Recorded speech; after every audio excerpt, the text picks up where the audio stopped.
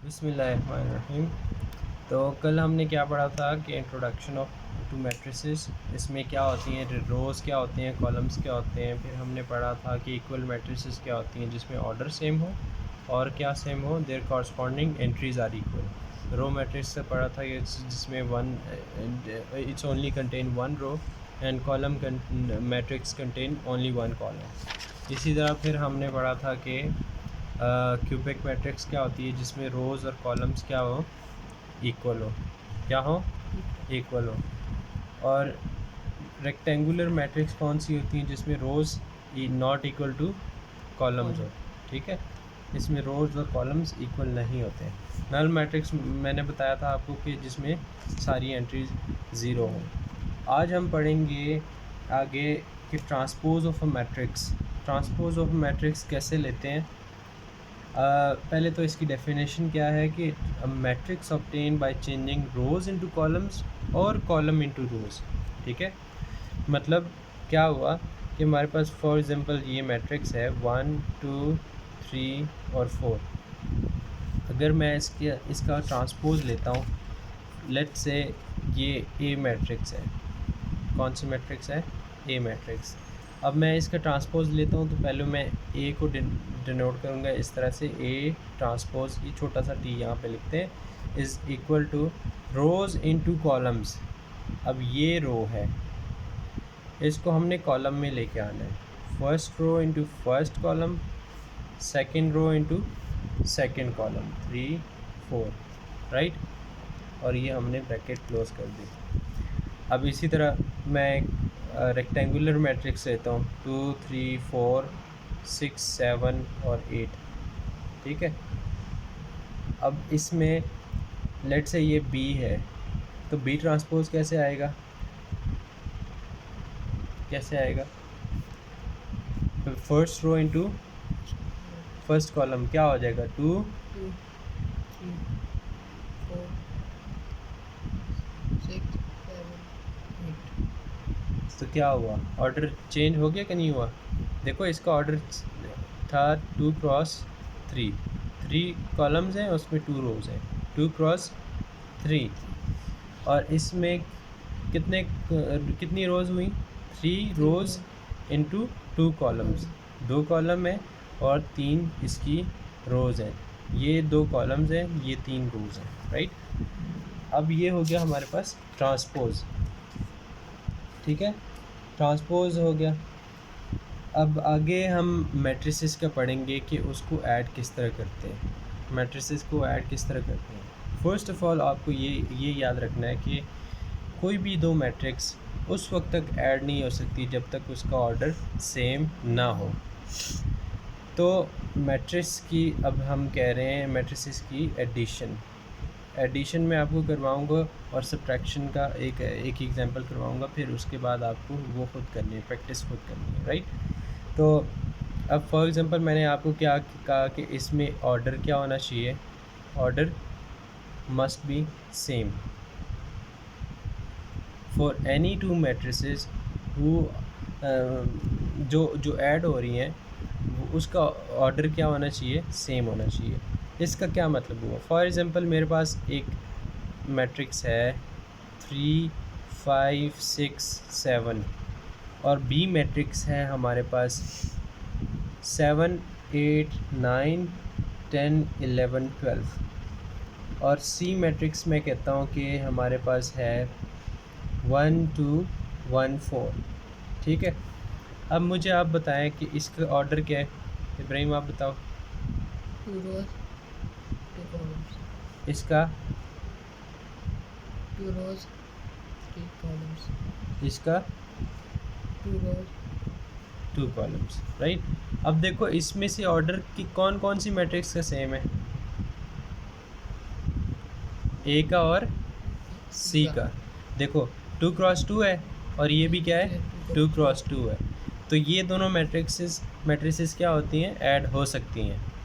तो ये ए प्लस सी करते हैं हम, ए प्लस सी। अब इसको ऐड कैसे करना है कि first entry of first matrix, यहाँ पे आपने ए लिखा है, राइट। तो अब यहाँ पे आप लिखोगे फर्स्ट एंट्री ए की प्लस ठीक है, प्लस या बल्कि ऐसा करते हैं, पहले इसको लिख लेते हैं। पहले ए मैट्रिक्स लिखते हैं 3, 5 और 6 और 7 और प्लस का साइन एंड देन 1, 2, 1, 4। ठीक है, अब इसको हम इक्वल करते हैं। पहली एंट्री क्या है? 3 है। 3 प्लस इसकी फर्स्ट एंट्री क्या है? 1। 3 प्लस 1। इसकी सेकेंड एंट्री 5 5 प्लस इसकी सेकेंड एंट्री 2। अब इसी तरह से आगे हमने किया जाना है कि 6 प्लस 1 और 7 प्लस 4 4। Very good. अब यहाँ पे ब्रैकेट क्लोज। आंसर क्या आएगा हमारे पास? 3 प्लस 1 4 हो गया, राइट। तो 4 और यहाँ पे 7 और यहाँ पे 11। ठीक है, तो 4, 7, 7, 11। इसका आंसर मैं यहाँ पे लिख लेता हूँ कि इसका आंसर है 4, 7 और 7, 11। तो इसका आंसर ये आया। हमारे पास मैट्रिसेस ये थी, ए और सी को हमने ऐड किया। सी ये है और ए ये है हमारे पास। ठीक है, अच्छा जी, सॉरी स्टूडेंट्स, मैंने जो है ना ट्रांसपोज के बाद आपको एडिशन का पढ़ा दिया, लेकिन एटलीस्ट एडिशन कवर हो गया। ट्रांसपोज के पास हमारे पास है नेगेटिव मैट्रिक्स। नेगेटिव मैट्रिक्स क्या होता है? नेगेटिव मैट्रिक्स, ठीक है।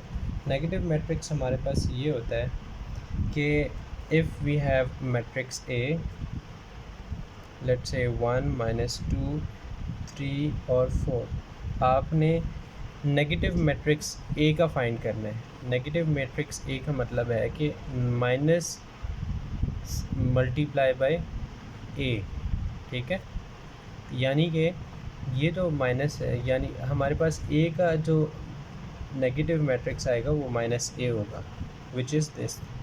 ठीक है, अब हम इसको लिखते हैं माइनस और यहाँ पे ब्रैकेट, यहाँ पे 1, -2, 3 और ये 4 आ गया बस। ठीक है, अब माइनस सारों से मल्टीप्लाई हो जाएगा।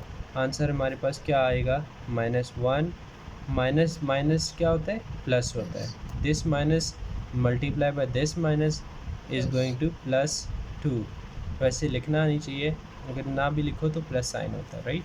-3 और -4। ठीक हो गया। इसके बाद हमारे पास है जी सिमेट्रिक मैट्रिक्स। कौन सी? Symmetric matrix. स्पेलिंग गलत हो जाए तो बेयर विद मी। तो टाइम हमारे पास कम है और फोर्स ज़्यादा है। सिमेट्रिक्स मैट्रिक्स ये होता है हमारे पास, उसकी एक कंडीशन होती है कि A must be equal to A transpose. A must be equal to A transpose. अब लेट से मैं आपको एक एग्जांपल देता हूँ कि if we have a matrix A is equal to 1, 2, 2, 1। ठीक है, यहाँ पे एक हमारे पास ये मैट्रिक्स आ गई। तो ए ट्रांसपोज अगर इसका मैं निकालूँ तो क्या होगा? First row into first column, Ibrahim क्या होगा? 1, 2 and then second row into second column 2, 1। तो क्या सेम नहीं आ गया? A is equal to A transpose नहीं आ गया?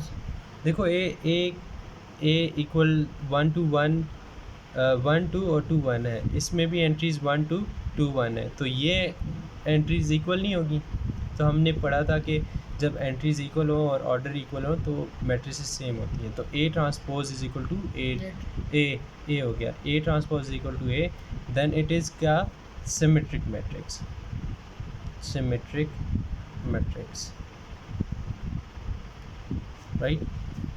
अच्छा जी, इसके बाद हम पढ़ेंगे कि स्क्यू सिमेट्रिक्स क्या होती है। स्क्यू सिमेट्रिक मैट्रिक्स के लिए जो हमारे पास स्क्यू सिमेट्रिक, इसके लिए हमारे पास कंडीशन होती है A is equal to A transpose is equal to minus negative of A. ठीक है, तो इसको हम कल से इंशाल्लाह कंटिन्यू करेंगे, क्योंकि ये थोड़ा सा ट्रिकी है। तो बस आपने ये याद रखना है कि A transpose equal to minus A, ठीक है। इसकी जो है ना कल से इंशाल्लाह एग्ज़ाम्पल कंटिन्यू करेंगे। आज के लिए इतना ही। Thank you so much. Allah हाफ़िज़।